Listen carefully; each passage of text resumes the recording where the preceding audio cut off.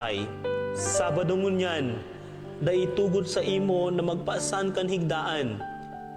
Ang lalaki nagsimbag, ang nagbulong sako, nagsabi na pasanon ko.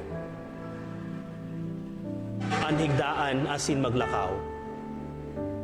Day midbid ka lalaking narahay kon si isa ito. Ulita si Jesus, nagtago sa mga tao na yaon duman. Pagkatapos, nagkahilingan sinda ni Jesus sa simbahan. Si Jesus nagsabi sa iya, marhay ka na? Dai ka na magkasala, tibaad kung urog na makuri ang mangyari sa imo. Ang lalaki nag-osip sa mga Hudiyo na si Jesus iyo ang nagbulong sa iya. Ini ang dahilan kung daw tabuot siyang pasakitan kan mga Hudiyo, ulit na nagbubulong siya sa aldaw na Sabado. Marhay na bareta nin sa tong kagurangnan, pag-umaw sa imo, Kristo.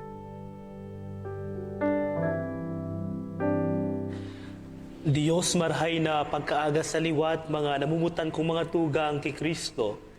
Igwa kitang hapot na tibaad, nagtutuktok sa puso tangon niya na aldaw.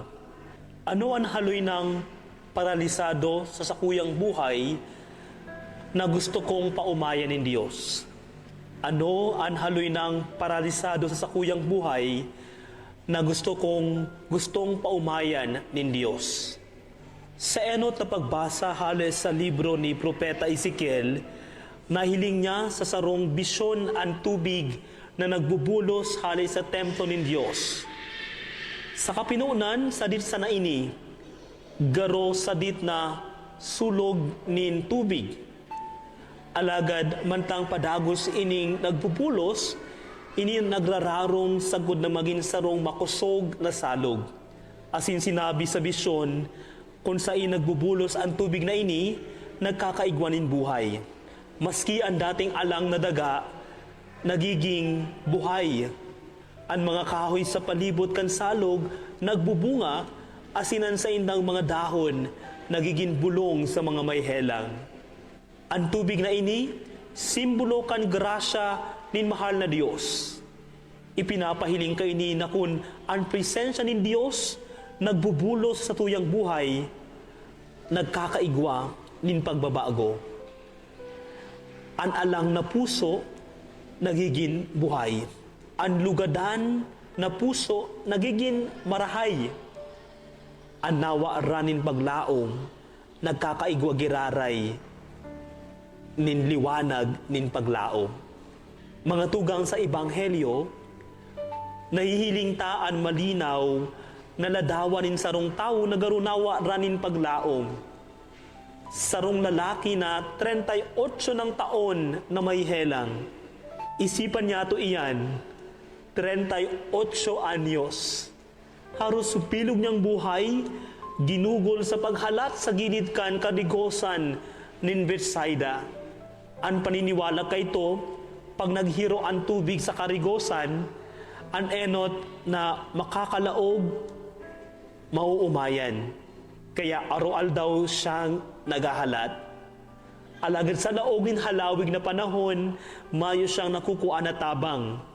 Pag naghihiro ang tubig, igwa ng iba na nakikipagsusoan, nagienot na magbaba, mayo ni nagtatabang sa iya.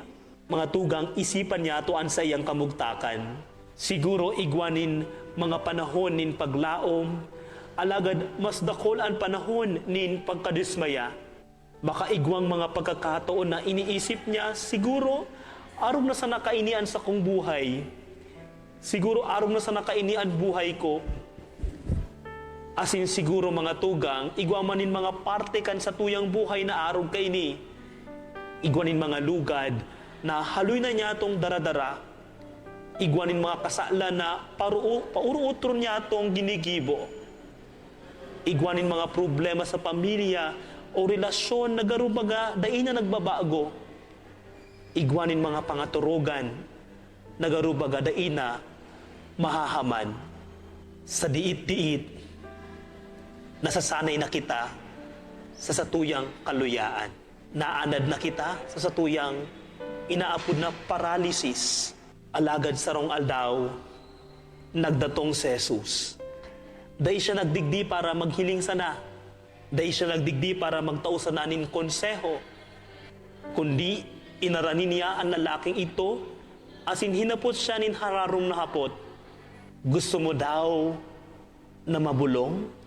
Sarong simpleng hapot, pero kung iisipon ta, hararom ini. Garu baga sinasabi ni Jesus, handa ka na daw na magbago? Handa ka na daw na bayaan ang dating buhay?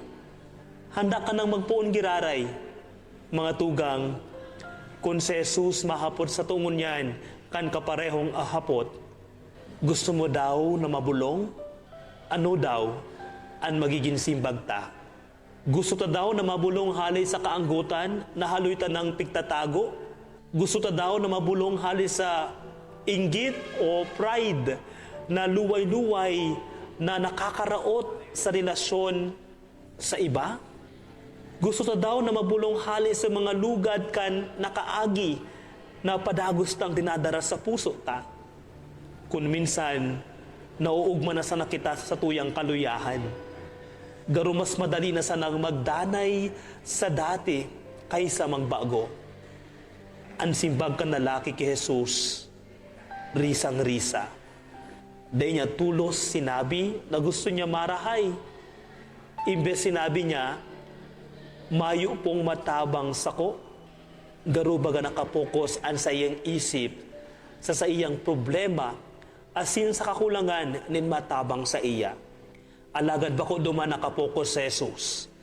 Dahil siya naghahanap nin dahilan kung taano tadai posible ang magrahay. Imbes sinabi niya, magtindog ka, bitpiton mo, pasanon mo ang sa imong higdaan, asin maglakaw ka. Asin sa sarong iglap, narahay ang lalaki. Mga tugang, ini ang kapangyarihan kan presensya ni Jesus. Pag siya ang naghiro sa tuyang buhay, ang haloy ng garo imposible, nagiging posible. Ang haloy ng lugad, pwede nang marahay. Ang haloy ng kadikluman, pwede nang maliwanagan. Kung balikan taan enot na pagbasa, mahihiling taan magayon na koneksyon.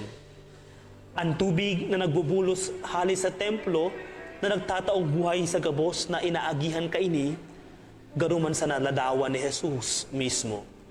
Siya ang tunay na burabo din buhay.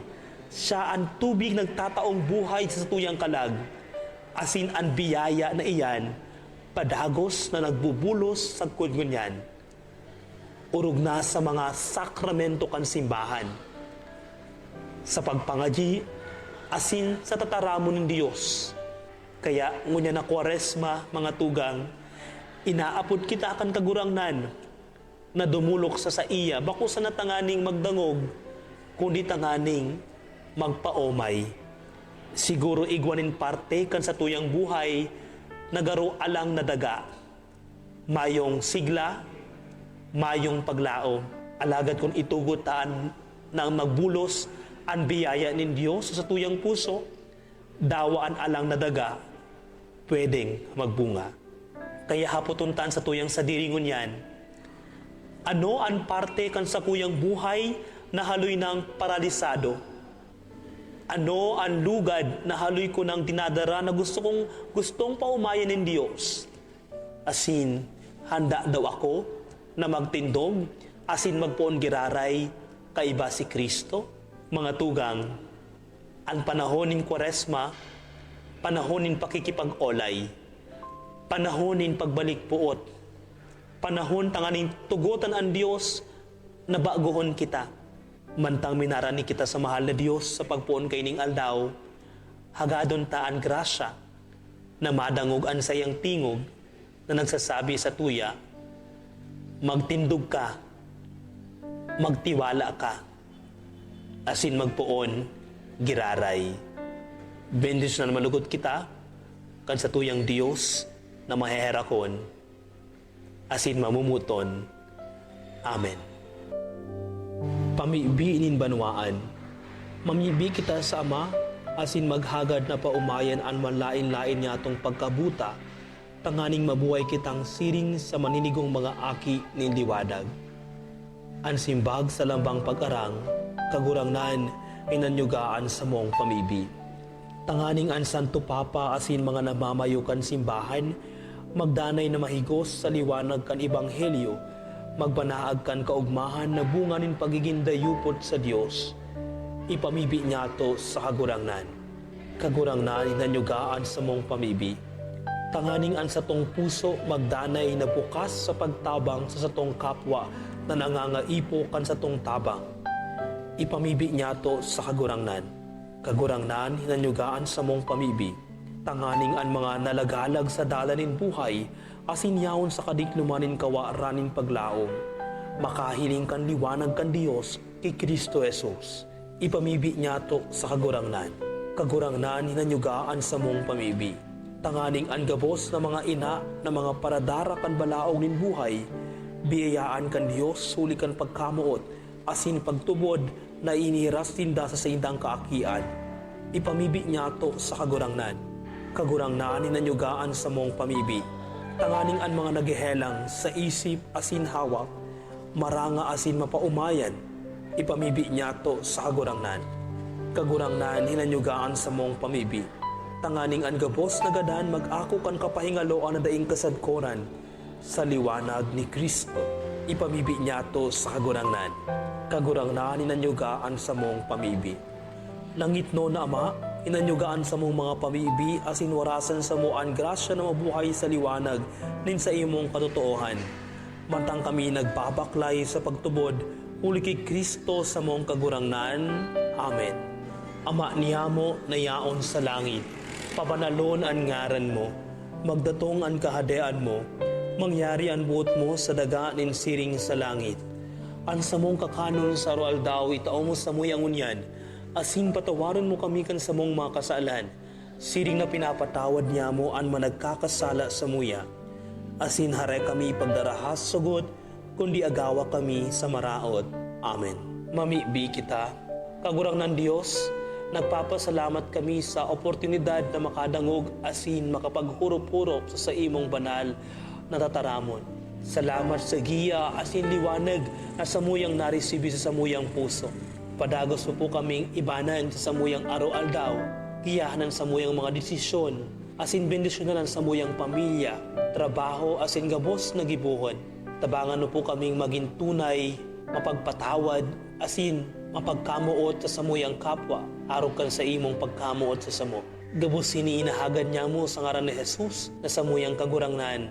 Amen. Sa ngaran ka Ama, asin kan Aki, asin kan Espiritu Santo. Amen.